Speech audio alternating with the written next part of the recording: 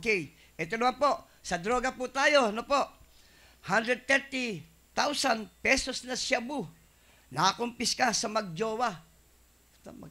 Ay, nako.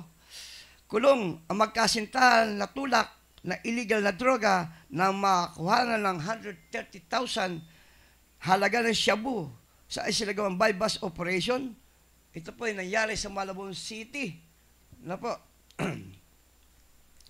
Kinilala ni Malabon Chief Police Colonel J. Baybayan, naaresto na sina Robert Rivera, 50 anyos, at A.B. Miro, 33, Puser, listed kapapon number 115, Manapat Street, Barangay Tanong.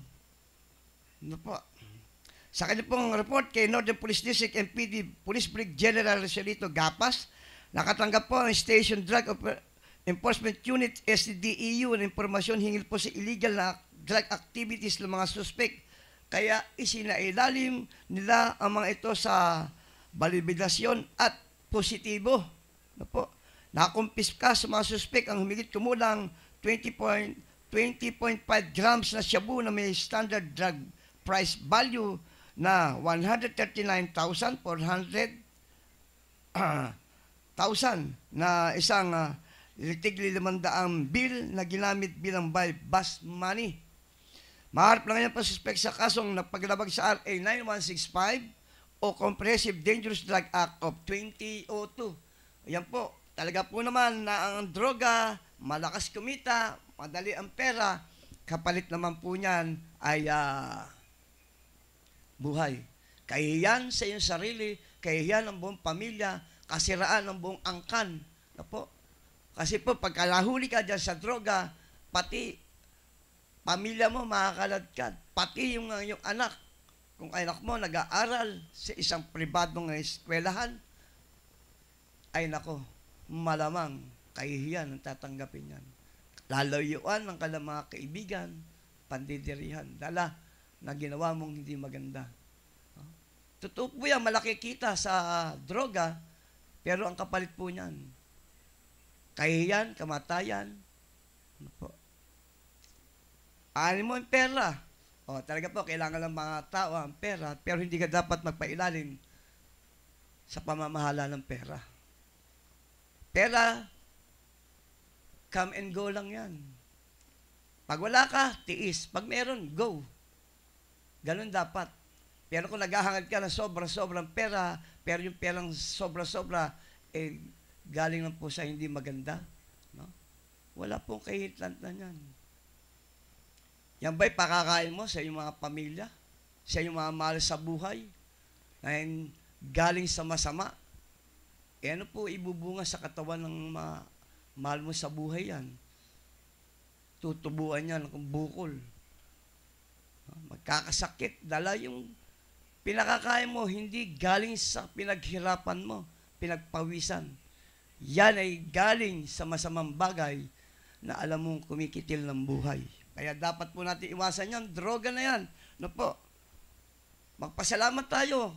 Konti lang ang pera natin. Ngunit masaya ang ating pamilya. Sama-sama. No? Kahit konti ang ating kinakain, ikangay, kahit na tuyo. Basta lang galing sa hirap. Sama-sama at masaya. Ayos na yan. Huwag natin pong hangarin. Yung nakikita po natin, daming pera, no? Nakukuha lahat ng mga bagay na magaganda. Alahas, kotse, magandang tahanan, po. Nabibili kung ano kagustuhan. Dahil nga yung pera sa pinanggalingan, hindi galing sa pinaghirapan. May balik po yan. Totoo po yung karma, tandaan po natin, kahit anong sarap, pag galing po yan sa hindi maganda, wala pong sustansya yan sa katawan ng iyong minamahal sa buhay. Okay, tuloy-tuloy po tayo na po. Negosyante at helper, tulak. Kita nyo negosyante na at helper. Magkasama rin sa pagtutulak ng droga. Ito po sa kawayan. Kalaboso ang isa pong businessman at helper nang maaresto sa isinagawang bypass operation sa National Road, Barangay San Fermin, Kawayan City noong Miyerkules. Kinilala ang businessman na si alias Ron 40 anyos at residente po ng Barangay Sinamar, Norte San Mateo, habang ang helper kinilalang si alias Amil, 27 anyos at residente rin po ng Barangay 1, San Mateo, Isabela. Nakumpiska mula po sa dalawang lalaki ang isang white plastic cellphone na naglalaman po ng marijuana with fruiting tops na may tinatayang timbang na 500 gramo. Ang mga nakumpiska mga marijuana ay meron po tinatayang timbang na 2.5 kilograms kung saan nakakahalaga po na ito nakabuan ng 1,500,000. Sa kasalukuyan po ay nasa kustudiya po ng Kawayan Component City Police Station ang dalawang suspect para po sa karagdagang investigasyon at tama pong disposisyon.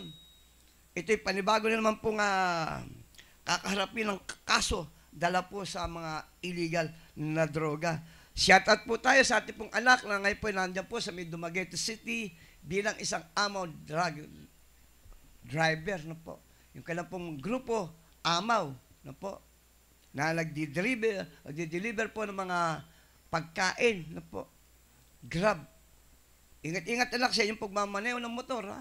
Lalo na ngayon, medyo madulas ang kalye dahil mga ulan. Alam ko may ulan dyan sa parte ng mga lugar nyo sa Dumaguete. Kaya ingat-ingat at Merry Christmas, pati sa inyong may bahay na ngayon na doon sa Dubai. At kaya pong manugang na maganda na, mabait pa, na si Monica Misamis Tonel. Okay, ha? Makikita tayo sa Marso next year, sa 2024.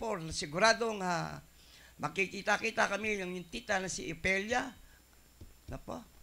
Yung Edwards family, yung John. Na po? Salamat sa tulong nila at sana'y huwag silang madala para po sa pagtulong sa mga estudyante na amin pong inilapit para matulungan. No? Yung naihandog nyo, malaking tulong po yon para po sa mga estudyante na talagang dapat ating tulungan para madagdagan ang kailang mga pangangailangan eskwelahan. No? Malaking bagay po yung inyong naihandog. Salamat po ng marami at Merry Christmas sa family Edwards. Buhat po yan sa may Australia. Na po, hindi ko alam kung narito na po sila sa Pilipinas sa Dumaguete City. Okay, ha? Ito naman po na po. Ito po tapos na po itong baranggayan na po.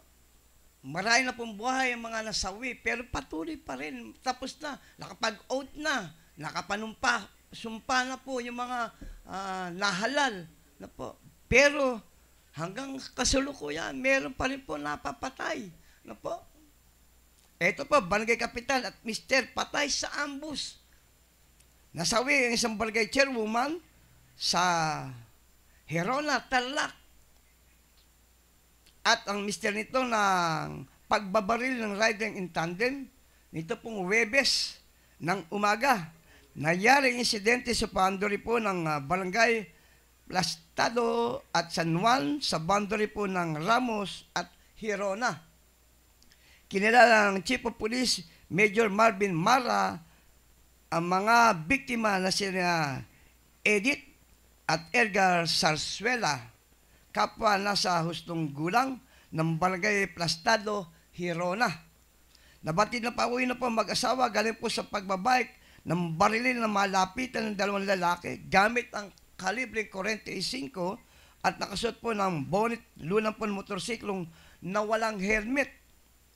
Kapwa po nagtamo ng isang tama ng bala ng baril sa dibdib ang mag-asawa at agad na pong binawian ng buhay.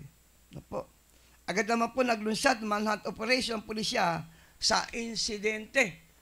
Kita niyo naman po. Imbis na maglilingkod para po sa kanilang mga constituent, no po, ngayon, ililibing, dala ng di natin po alam ang dahilan. Bakit dahilan pa rin po yan na nakaraang halalan. Masakit po para sa katotohanan, yung pong halalan na dapat tapos na at magtulungan. Kasi dito po sa ating bansa, bansang Pilipinas, Hindi po marunong mag-concede o tumanggap ng pagkatalo ang mga kandidato. Pag natalo, sasabihin, dinaya. Gagawa ng paraan, ikangay, para makaganti. Dito lang po sa atin yan. Pero sa abroad, no po, sa state, survey pa lang, nagkukonsid na yung pong kandidato, kakamayan na po yung kalaban. Babatiin na alam niyan, tagumpay na. So wala. Tapos na ang eleksyon para po sa kanila. At kailangan mag-move on at kung pwede tulungan para ikangay mas lalo pong maging maayos yung pamamalakad nung pong nagwagi. Ganyan sana. Dito sa atin hindi. Hindi matanggap. Masakit sa kanilang puso't isipan sa kanilang pagkatao na para silang niyurakan pag natalo sa halalan. Hiram lang po yan. Hiram na dangal po lang yan. Hiram na panunungkulan po yan. No? Hindi po yan permanente. No? Kagaya po ngayon, baranggayan, 2 years lang po yan. 2025, another election. Ang gawin mo, kung natalo ka man, gumawa ka ng magandang bagay para sa iyong mga constituent. Kahit natalo ka, pakita mo sa kanila. Hindi lang yun ang dapat mong gawin. Gawin mo na tulungan sila para sa darating na susunod na halalan, nakaprograma sa kanilang isipan na itong taong ito, bagamat natalo, ituloy-tuloy pa rin ang kanyang pagtulong sa amin o sa aming kapaligiran, sa buong nasasakop po niyang barangay. So, may chance ka manalo kasi nakikita nilang talagang sincero ka sa pagtulong at pagdamay sa iyong mga constituent. Okay, ha? Good morning, Asil Mil, Malagpo. Na po si Lisa. Good morning, Kuya Dens. Merry Christmas po. Sa inyo rin. Merry Christmas. Kailan ba tayo magkakaroon ng Christmas? Sana kahit na date-date lang, oh, tayo-tayo lang. No? Sabi mo dyan sa magaling mong kapartner na tayo naman mag-dinner, no? Para ika nga bilang magkasama sa hanap buhay. Ha? Salamat sa iyong panonood. Sana lagi ka rin, bagay alam ko, lagi ka nanonood at nakikinig sa aming programa dito sa Elizalde Broadcasting. Maraming salamat, Azumil Malagpo. Ha? At kamusta mo na lang ako dyan sa kaibigan natin. Okay, tuloy-tuloy po tayo na po. Inom po muna tayo ng isang mainit na tubig. Hindi po kape, mainit na tubig para po natutuyuan ang aking lalamunan dala ng mga pangyayari sa aking pong inuulat.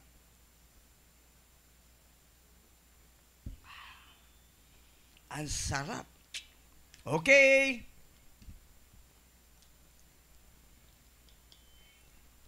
At tulad po ng sinasabi ko, ang sulat natin sa West Philippine Sea, na po, talaga pong tumitindi ang tensyon.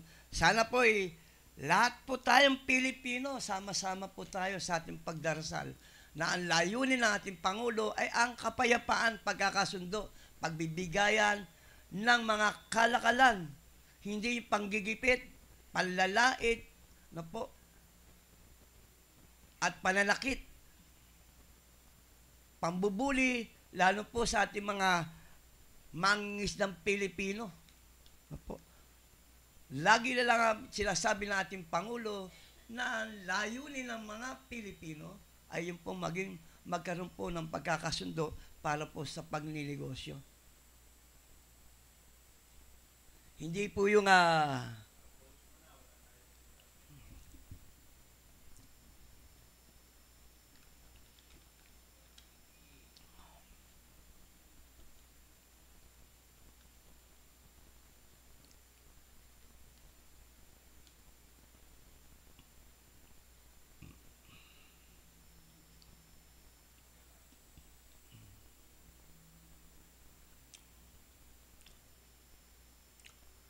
ano naman ba yan? PLDT?